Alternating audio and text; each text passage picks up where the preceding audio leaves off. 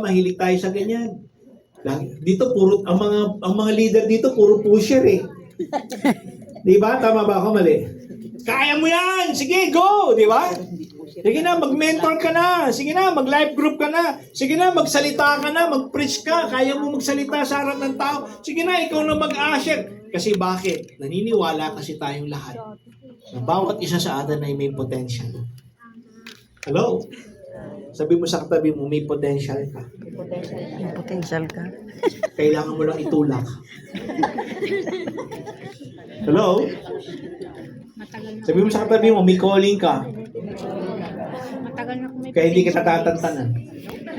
Hanggat hindi mo nagagawa yung pinagagawa sa iyo. Amen?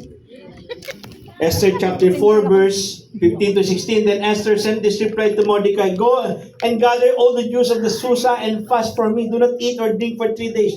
Night or day, my maids and I will do the same. And then, though it is against the law, I will go in to see the king. If I must die, I must die." Alam niyo bakit?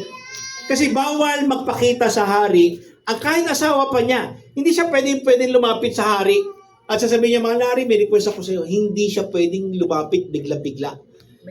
Unless tatawagin siya ng hari at palapitin siya at ang hari mismo magsabi, "Sige, anong request mo?" Pero kung walang sinabi ang hari, kahit asawa ka niya, lumapit ka sa kanya, papatayin ka.